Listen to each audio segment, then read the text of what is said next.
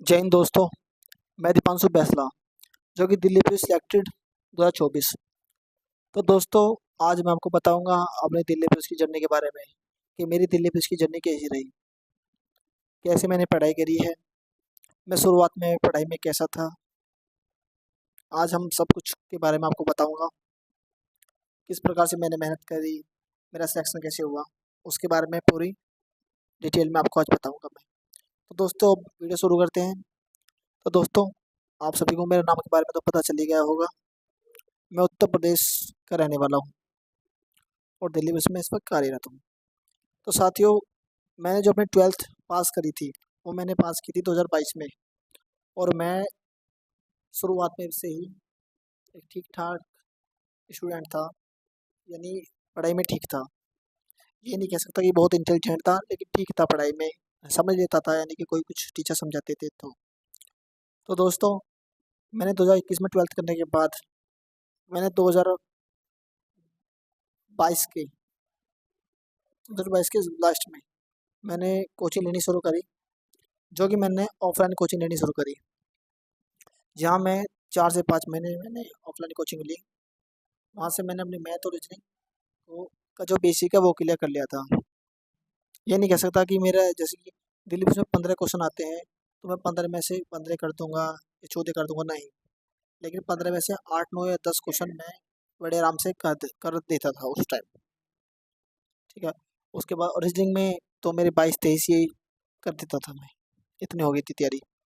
उसके बाद फिर मेरे गाँव में हमारे एक भैया थे, अरुण भाई। वो यूपीएसआई में सेलेक्ट हुए थे, तो उनके पास मैंने फ्री कोचिंग शुरू करी दोबारा, क्योंकि बेसिक्स तो मैंने वहाँ से क्लियर किया था। और जो ये अरुण भैया थे, ये थोड़ा सा एडवांस में पढ़ाते थे।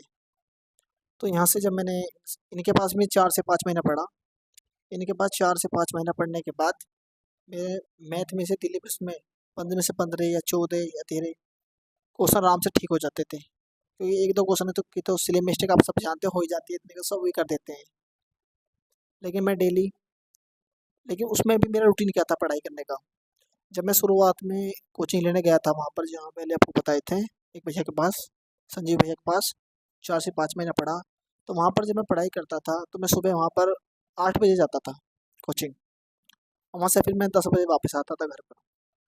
वहाँ से आने के बाद मैं खाना वाना खाता था, और 12 बजे 12 बजे से लेके 4 बजे तक मैं फिर मैथ रीजनिंग की अपनी प्रैक्टिस करता था।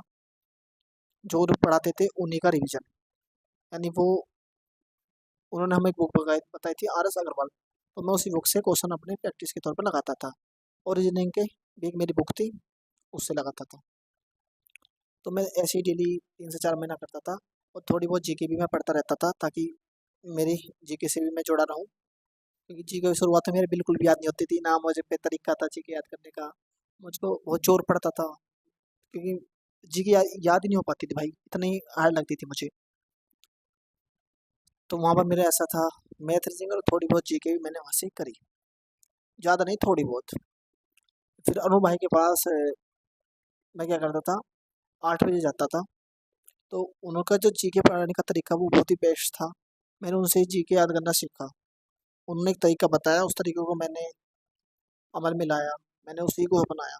वो क्या करते थे, जैसे कि वो डेली 1 से 1.5 पेज जीके लिखवाते, और उसको लिखवाने के बाद फिर वो हमसे कहते थे कि आपके पास 10 मिनट है, 10 मिनट के अंदर अंदर ये याद होना चाहिए। तो 10 मिनट के अंदर अंदर जितना भी याद होता था हम कोशिश करते थे याद कर ले, तो हम बहुत स्पीड में उसको याद करते थे। और 10 मिनट याद करने के बाद फिर वो हमसे सुनते थे उसे। तो वो क्वेश्चन पूछते थे, हम जवाब भी देते थे, नहीं भी दे पाते थे शुरुआत में। फिर वो कहते थे कि कल जो दिया है इसको दोबारा सुनूंगा, याद कर कर आना। फिर मैं जो घर आता था, घर आने के बाद मैं उसे दोबारा पढ़ता था। ये ऐसे ही मैंने 4 से 5 दिन डेली करता रहा मैं, क्योंकि मैं 4 से 5 दिन में घर आके पढ़ता था। लेकिन 4 से 5 दिन बाद फिर क्या हुआ, हमारे गांव में ही सभी गांव वालों ने सहयोग करने के बाद गांव में एक लाइब्रेरी खोल ली, जो कि बिल्कुल फ्री थी, इसमें कोई पैसा नहीं। गांव के सभी बच्चे उसमें जाके पढ़ सकते थे। तो मैं उस लाइब्रेरी में गया, और भैया जैसे करवाते मैं वहाँ जाके उसको पढ़ता। तो अब आप बताइए, पहले तो भैया उसको बोल बोल कर लिखवाते थे, तो एक बार तो बोल बोल कर लिखता था। फिर भैया 10 मिनट का टाइम देते थे, 10 मिनट का टाइम देने के बाद मैं उसको याद करता। याद करने के बाद भैया सुनते, फिर दोबारा वो रिवाइज हो जाता।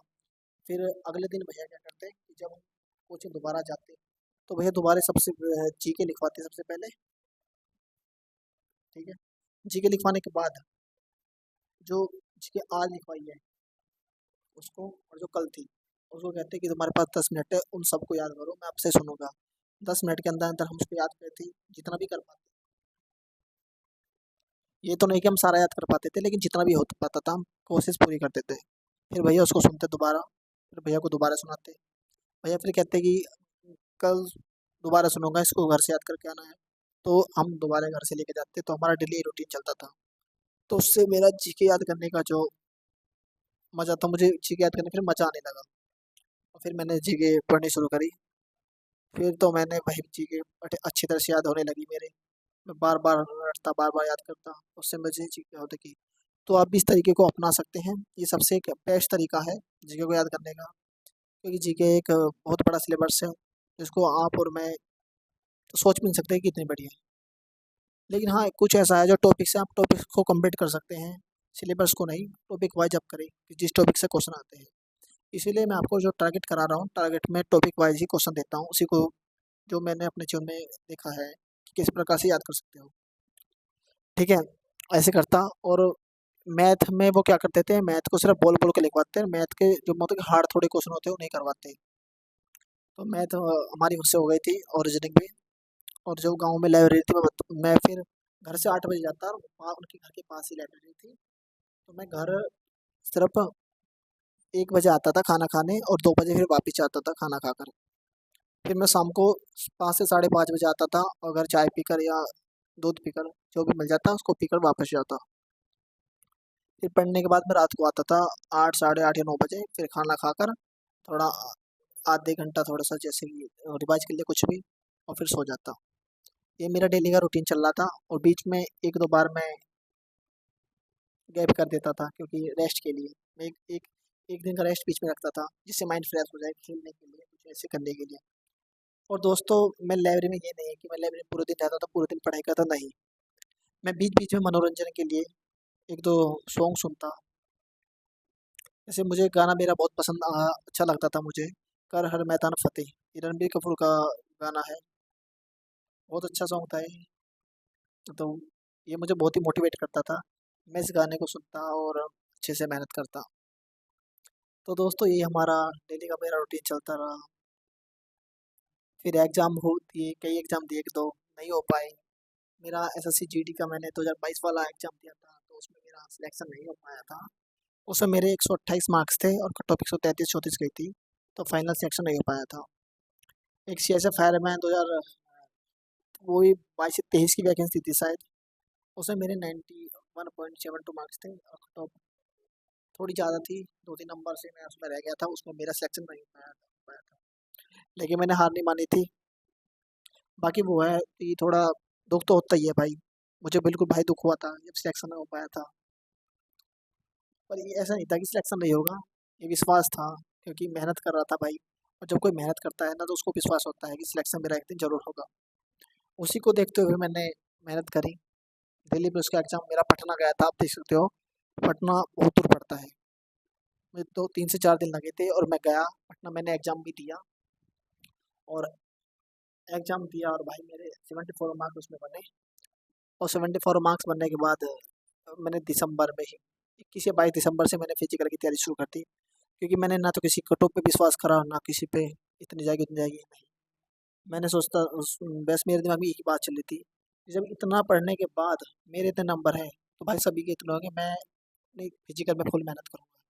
बाकी रिजल्ट का तो बाद में देखेंगे जो होगा, जितना मिला है। अगर मुझे मौका मिला फिजिकल का, तो मैं उसे छोड़ूंगा नहीं। मैंने फिजिकल की तैयारी शुरू करी। 31 दिसंबर को 31 दिसंबर को फिजिकल के लिए लिस्ट आई, जिसमें मेरा नाम आया। और कट ऑफ इसमें 65 गई थी। बहुत खुशी हुई मुझे कि कट ऑफ कितनी गई थी। जनरल की 66 कुछ पे थी, और ओबीसी की 65। मैं बहुत खुश था, मेरा वो कि नाम आ गया। लेकिन 23 जनवरी को मेरे जो 3 जनवरी को 3 जनवरी को मेरे पैर में सिन पैन हो गया, जिसके कारण से मुझे दौड़ने में बहुत परेशानी हुई। मैं समझ में नहीं आ रहा था कि मैं करूँ तो करूँ क्या। मुझे बहुत दुख हो रहा था कि अब कैसे होगा, मैं क्या करूँ। लेकिन फिर मैंने पैर में दर्द होने के कारण मैंने होम्योथेरेपी भी कराई, पैर का इलाज करवाया अपने का। और फिर मैंने अपनी मेहनत से फिजिकल क्लियर करा। जिस दिन मेरा दिल्ली में उसका फिजिकल था 14 जनवरी का, मेरी मम्मी मुझसे बोल रही थी कि फिजिकल देने मत जा, क्योंकि मुझसे चला नहीं जा रहा था बिल्कुल भी। लेकिन एक बस भरोसा था कि जो होगा देखा जाएगा, फिजिकल तो देने जाऊंगा। और भाई जब मैं वहाँ ट्रैक पे गया तो भाई बस यही था मन में कि बस जो है आज ये है, आज के बाद कुछ नहीं है, चाहे कुछ भी हो जाओ, दौड़ता आज मार कर ही जाऊंगा, क्योंकि कुछ होने वाला नहीं है। ज़्यादा से ज़्यादा क्या हो जाएगा, पैर में दिक्कत आ जाएगी, कुछ वैसे तो कुछ नहीं होगा ना। मैंने अपने भरोसा रखा और भाई मैंने फिजिकल पास कर दिया अपनी मेहनत से। भाई मेरी उसमें किस्मत भी मान सकते हो आप कि भगवान ने मेरा साथ दिया और मेहनत भी, तो दोनों मेरी कामयाब रही। और भाई अगर उस दिन मेरा फिजिकल नहीं हो पाता तो शायद मैं रेलवेज में नहीं लग पाता। तो भाई मैंने पढ़ाई में भी मेहनत करी और वहाँ पर भी मेहनत करी और फिर मेरा सिलेक्शन हुआ। और सिलेक्शन होने के बाद आप देख सकते हो मैं आज आपके सामने हूँ। तो दोस्तों, जब इंसान कुछ भी सोचता है ना कि मुझे चाहिए, तो वो उसको मिलकर ही रहता है। समय लग सकता है थोड़ा, पर ऐसा नहीं हो सकता बिल्कुल आपको ना मिले। बस आपको कड़ी मेहनत करनी है और जी जान लगा देनी है उसके पीछे, कि बस मुझको तो यही चाहिए। भाई मेरा सपना था दिल्ली पुलिस में और मेरा सपना पूरा हुआ। बाकी आप भी अपना सपना पूरा करो। जय हिंद, जय भारत। और अगर आपको को वीडियो अच्छी लगी हो तो प्लीज़ वीडियो को शेयर ज़्यादा से ज़्यादा करो, क्योंकि कुछ साथियों को पता लगना चाहिए कि जो भी सिलेक्शन होता है वो सभी संघर्ष करके आते हैं। कोई ऐसा नहीं है जो बिना संघर्ष के आ रहा हो, सभी संघर्ष करते हैं। तो दोस्तों, उनको भी पता चलना चाहिए इस खाने के बारे में। तो दोस्तों, आप इसको शेयर करो और चैनल को सब्सक्राइब कर दो, ताकि जो भी आपके लिए महत्वपूर्ण होगा, इम्पोर्टेंट होगा, वो मैं अगर वीडियो लाऊँ तो वो आप तक पहुँच जाए। जय हिंद, जय भारत।